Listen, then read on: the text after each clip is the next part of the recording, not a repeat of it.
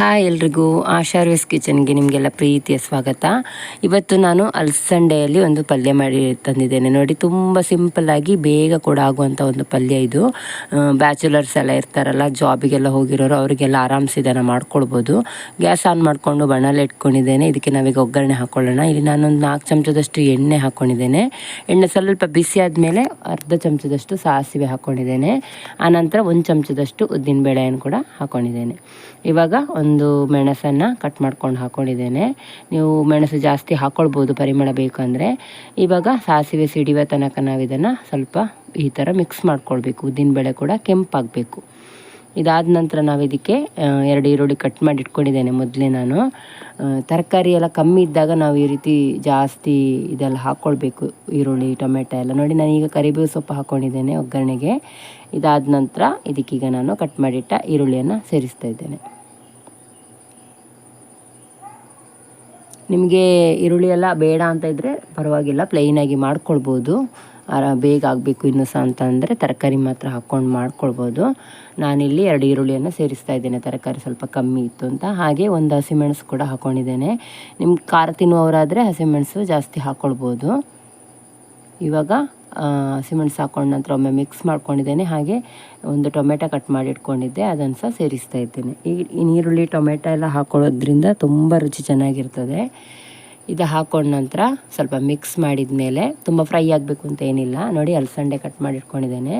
ಇದು ನಮ್ಮ ಮನೆಯಲ್ಲೇ ಆಗಿರುವ ಅಲಸಂದೆ, ಒಂದು ಸ್ವಲ್ಪ ಕೆಂಪಿದೆ, ತುಂಬ ರುಚಿ ಇರ್ತದೆ ಈ ಅಲಸಂದೆ.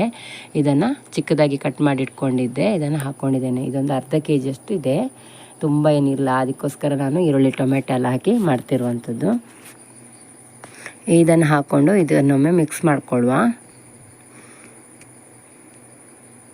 ಚೆನ್ನಾಗಿ ಮಿಕ್ಸ್ ಮಾಡ್ಕೊಂಡ ನಂತರ ನಾವು ಇದಕ್ಕೆ ಉಪ್ಪು ಮತ್ತು ಬೆಲ್ಲ ಎಲ್ಲ ಸ್ವಲ್ಪ ಸೇರಿಸ್ಕೊಳ್ಬೇಕು. ತುಂಬ ಸಿಹಿ ಅಲ್ಲ, ಹಾಗೆ ರುಚಿಗೋಸ್ಕರ ಹಾಕುವಂಥದ್ದು. ನಾನೀಗ ಇದಕ್ಕೆ ಒಂದು ಸ್ವಲ್ಪ ಉಪ್ಪು ಹಾಕ್ತಾಯಿದ್ದೇನೆ. ಒಂದು ಅರ್ಧ ಚಮಚದಷ್ಟು ಉಪ್ಪನ್ನು ಹಾಕ್ತಾಯಿದ್ದೇನೆ. ನೀವು ಹುಡಿ ಉಪ್ಪಾದರೆ ಅರ್ಧ ಚಮಚ ಹಾಕ್ಕೊಳ್ಬೋದು. ನೋಡಿ, ಸಣ್ಣ ತುಂಡು ಬೆಲ್ಲನ ಹಾಕ್ಕೊಂಡಿದ್ದೇನೆ. ನಿಮಗೆ ಬೆಳ್ಳುಳ್ಳಿ ಇಷ್ಟ ಇದೆ ಅಂದರೆ ಒಗ್ಗರಣೆಗೆ ಬೆಳ್ಳುಳ್ಳಿ ಕೂಡ ಸೇರಿಸ್ಕೊಳ್ಬೋದು, ಅದು ಕೂಡ ಚೆನ್ನಾಗಿರ್ತದೆ ಪರಿಮಳ. ಈ ಬೆಲ್ಲ ಎಲ್ಲ ಹಾಕೊಂಡ ನಂತರ ಮಿಕ್ಸ್ ಮಾಡಿ ಇದಕ್ಕೆ ನಾವು ನೀರು ಹಾಕ್ಕೊಂಡು ಇದನ್ನು ಒಂದು 10 ನಿಮಿಷ ಮುಚ್ಚಿ ಬೇಯಿಸ್ಕೊಳ್ಬೇಕು. ಬೇಗ ಬೇಯ್ತದೆ ಅಲಸಂದೆ ಆಗಿರೋದ್ರಿಂದ. ಹಾಗೆ ಯಾರೆಲ್ಲ ವೀಡಿಯೋಸ್ ನೋಡ್ತಾ ಇದ್ದೀರಾ, ಪ್ಲೀಸ್ ಲೈಕ್ ಮಾಡಿ. ಹಾಗೆ ಸಬ್ಸ್ಕ್ರೈಬರ್ ಆಗದೆ ನೋಡ್ತಾ ಇರೋರು ಸಬ್ಸ್ಕ್ರೈಬರ್ ಕೂಡ ಮಾಡ್ಕೊಳ್ಳಿ. ಪಕ್ಕದಲ್ಲಿರೋ ಬೆಲ್ ಐಕಾನ್ ಕ್ಲಿಕ್ ಮಾಡಿದರೆ ನಾನು ಹಾಕುವ ರೆಸಿಪೀಸ್ ನಿಮಗೆ ನೋಟಿಫಿಕೇಷನಲ್ಲಿ ಬರ್ತದೆ. ಹಾಗೆ ಲೈಕ್ ಮಾಡಿ ಮತ್ತು ನಿಮ್ಮ ಫ್ರೆಂಡ್ಸ್ ಫ್ಯಾಮಿಲಿಯವರಿಗೆ ಶೇರ್ ಕೂಡ ಮಾಡಿ. ನೋಡಿ, ಇವಾಗ ನೀರು ಹಾಕ್ಕೊಂಡು ಚೆನ್ನಾಗಿ ರೀತಿ ಒಂದು ಸತಿ ಮಿಕ್ಸ್ ಮಾಡ್ಕೊಳ್ಬೇಕು. ನಾನಿಲ್ಲಿ ಕಲ್ಲುಪ್ಪು ಸೇರಿಸಿರೋದ್ರಿಂದ ಚೆನ್ನಾಗಿ ಮಿಕ್ಸ್ ಮಾಡಿ ಆನಂತರ ನಾನಿಲ್ಲಿ ಮುಚ್ಚಳ ಮುಚ್ಚಿ ಒಂದು 10 ನಿಮಿಷ ಇದನ್ನು ಬೇಯಿಸ್ಲಿಕ್ಕೆ ಇಟ್ಟಿದ್ದೀನಿ. ಇವಾಗ ಒಂದು 10 ನಿಮಿಷ ಆಗಿದೆ. ನೋಡಿ, ನೀರೆಲ್ಲ ಆರಿದೆ. ನಿಮಗೆ ಗೊತ್ತಾಗೋದಿಲ್ಲ ಅಂದರೆ ಮಧ್ಯ ಒಂದು 2 ಸತಿ ನೋಡ್ಕೊಳ್ಳಿ ನೀವು. ಇವಾಗ ನೋಡಿ, ನಾನು ಇದಕ್ಕೆ ಒಂದು ಅರ್ಧ ಕಪ್ಪಷ್ಟು ಕಾಯಿ ತುರಿಯನ್ನು ಹಾಕ್ಕೊಳ್ತಾ ಇದ್ದೇನೆ. ಇಷ್ಟೇ ಸಿಂಪಲಾಗಿ ನಾನು ಮಾಡಿರೋದು. ತುಂಬ ಚೆನ್ನಾಗಿರ್ತದೆ ಇದರ ರುಚಿ. ಇದೇ ತರಕಾರಿ ಅಂತ ಇಲ್ಲ, ನೀವು ಇದೇ ರೀತಿ ಆಲೂಗಡ್ಡೆ ಕೂಡ ಮಾಡ್ಕೊಳ್ಬೋದು, ಹಾಗೆ ಕ್ಯಾಬೇಜು ಎಲ್ಲ ಮಾಡ್ಕೊಳ್ಬೋದು. ತುಂಬ ರುಚಿಯಾಗಿರ್ತದೆ. ಈಸಿಯಾಗಿ ಈ ಪಲ್ಯವನ್ನು ನೀವು ಕೂಡ ರೆಡಿ ಮಾಡ್ಕೊಳ್ಳಿ. ತುಂಬ ಚೆನ್ನಾಗಿ ಬಂದಿದೆ. ಇದು ನಮ್ಮ ಮನೇಲೇ ಆಗಿರೋ ಅಲಸಂದೆ ಆಗಿರೋದ್ರಿಂದ ಸ್ವಲ್ಪ ಕಲರ್ ಡಿಫ್ರೆಂಟ್ ಆಗಿದೆ.